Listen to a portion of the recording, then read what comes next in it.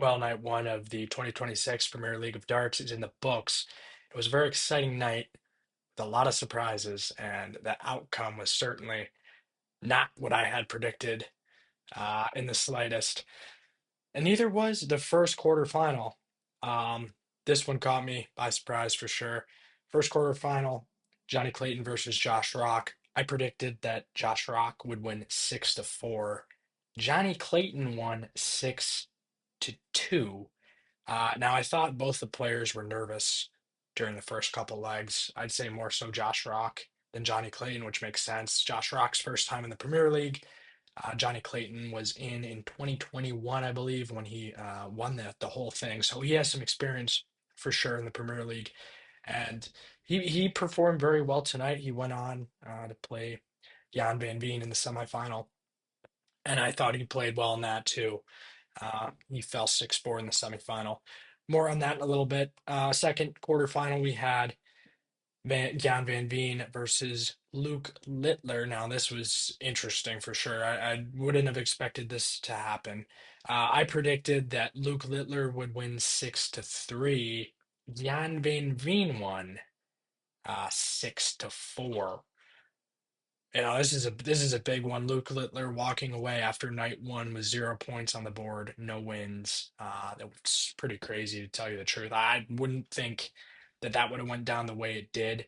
That was probably my first or second biggest surprise of the night. We'll get to one of the other ones in a second here. I did correctly predict this one. Luke Humphreys winning against Gerwin Price 6-5. Gerwin Price had a couple match darts, so I know he'll be very frustrated with that. He was in the same position over the weekend at the World Masters against Littler. Had a couple match darts, but he missed it. So hopefully he'll be in a better position next week. Gezi is one of my favorites. But this was the biggest surprise to me of the night. I also correctly predicted this one, but I was still surprised that it actually went down the way it did because I remember when I was trying to think about what might happen, I was like, this could go down this way, but I honestly it probably won't. But Michael Van Gerwen over Stephen Bunting 6-2, and it's great for Van Gerwen for sure. He went on to win the night, but this is absolutely brutal for Stephen Bunting. He was up, I believe, 2-0 at the beginning of the match, and he just lost. So he lost six straight legs. That is just absolutely brutal, and I'm sure he's probably going to struggle with this one. But for him, I think to have success, he's just going to have to come out next week and find something there, light a fire. Because if he doesn't, I think he's going to be in some trouble for sure going on for the rest of the season. So MVG moving on, and Johnny Clayton in the first semifinal beating Jan Van Veen, or pardon me, losing to Jan Van Veen 6-4.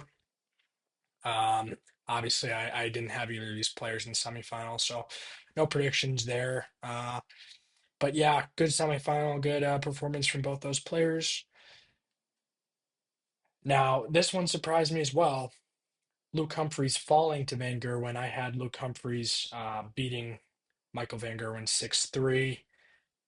And the reality is Michael Van Gerwen won 6-2, so that's just about the opposite of what I had. I would have thought it would have been a little bit closer than that for sure. I think, Luke Humphreys, of course, being the defending Premier League champion.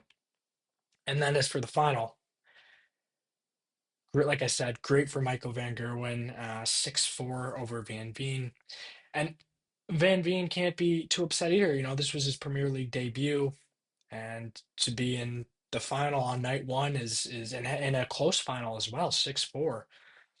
That really could have gone pretty much either way. So, but it's great for MVG. He didn't have any night wins last season. So this is really big for him, just getting this straight off the bat, and I think he's going to be very happy and very motivated going into next week and the rest of the season. So he's already checked off that big box that he didn't have last year. So very good for him. I think he's going to be very excited. So yeah, that's a quick little rundown of night one in Newcastle, and we will see what the situation is next week. I believe it's in Belfast, maybe not. I don't know for sure, but we'll see. We'll check it out next week.